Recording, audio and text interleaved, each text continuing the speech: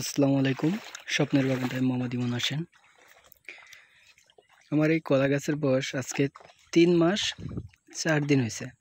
3 মাস 4 দিন এই কলা গাছের বয়স। প্রথমে যা সার দিছি আর এখনও 3 মাস হয়ে গেছে, এখনও সার দিতে পারি নাই। কারণ ছিল প্রচুর বর্ষা হচ্ছিল। এই 2টা মাস প্রচুর বর্ষা হয়েছে। প্রথম যা সার দিছি তখন তো চারা গাছ ছিল, ততটা সার লাগে নাই, অল্প অল্প সার দিছি। কিন্তু 3 মাস হয়ে গেছে, এখনও সেইভাবে সার দেওয়া নেই। কলার জমিতে প্রত্যেক মাসে মাসে সার দেওয়া লাগে এবং কেঁচো মারা যে ফুরাডন ওইটা ব্যবহার করা লাগে। তা আমার এই গাছের যে 3 মাস বয়স, দেখলে বোঝা যায় না যে এই গাছের বয়স 3 মাস হয়ে গেছে। অনেকে বলে কি এই কলা গাছের বয়স কি 6-7 মাস হয়ে গেছে নাকি, না মানে গাছের গ্রোথ দেখে এরকম কথাবার্তা বলে।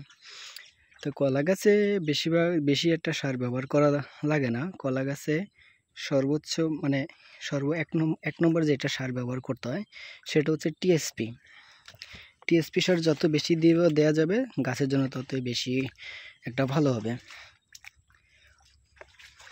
তো আজকে স্রেফ 1 বস্তা টিএসপি সার দেব, আর অন্য কোনো সার ব্যবহার করব না। পরের মাসে আবার যখন দেব তখন আরও 1 বস্তা টিএসপি এবং ম্যাগনেসিয়াম এবং ব্রোম, এই 2টা স্রেফ এই 3টা সার ব্যবহার করলেই যথেষ্ট হয়ে যায়। আর এই যে আমি কলার ফাঁকে ফাঁকে যে ফুলকপিগুলো দিছিলাম, এগুলো আমি লাগাইছি 15ই আগস্ট। তা আজকে মনে হয় 30 তারিখ, মানে তো 15 দিন হয়ে গেছে গাছের বয়স। আজকে এই ফুলকপি তো টিএসপি সারটা সবচেয়ে ভালো, টিএসপি সারটা ব্যবহার করতে হয়। এই যে আমার কলা গাছের এই অবস্থায় প্রত্যেকটা গাছের গোড়া দিয়ে 3টে-4টে করে কষ বেরোয়েছে, কিন্তু এগুলো রাখা যাবে না, এগুলো কেটে দিতে হবে। এবং যদি চারার জন্য কেউ যদি নিতে চায় তো অবশ্যই দিতে পারবো। তো এগুলো এখনও জমিতে লাগাতে এখনও 2 মাস পরে, 2 থেকে 3 মাস পরে এগুলো লাগানোর জন্য উপযুক্ত হবে। আর কলা জমিতে সবচাইতে বড় শত্রু হচ্ছে একটা কেঁচো যে জিনিসটা, ওটা খুবই ক্ষতি করে কলা জমিতে। সবচাইতে বড় শত্রু হচ্ছে কেঁচো। যদি আপনার জমিতে যদি পানিও ঠিকমতো না থাকে, সারও যদি ঠিকমতো না থাকে, কোনো সমস্যা নেই, কলা হয়ে যাবে, কম বেশি একটা হবে। কিন্তু যদি জমিতে কেঁচো থাকে তাহলে গাছটা অবশ্যই ক্ষতিগ্রস্ত হবে এবং মারা যেতে পারে। যেরকম যদি কেঁচো যদি আপনার কলা গাছের 4 সাইড মাটিটা যদি উর্বর করে দেয়, যখন বাতাস আসবে তখন গাছটা পড়ে যাওয়ার সম্ভাবনা সবচেয়ে বেশি থাকে। তো সার আজকে দেব, কিন্তু সারের ভিডিওটা করতে পারবো না, কারণ আমি একা তো, এই জন্য ততটা ভিডিওটা করা হবে না।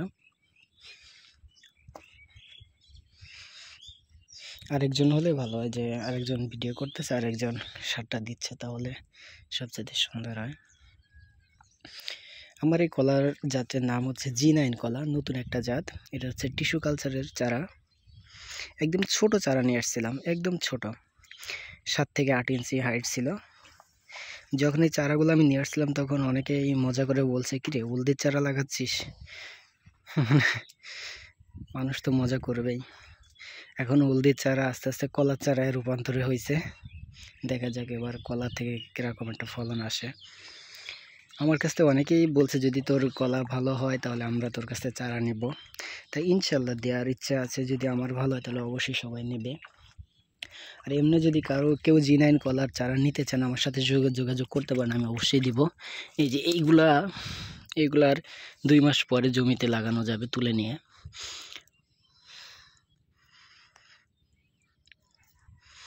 প্রত্যেকটা গাছ আল্লাহর রহমতে অনেক সুন্দর। দেখা যাক রেজাল্ট কীরকম আসে, অবশ্যই আমি আপনাদের জানাবো কি হলো না হলো। আজ এতটুকুই। সবাই সুস্থ থাকবেন, ভালো থাকবেন। আসসালামু আলাইকুম।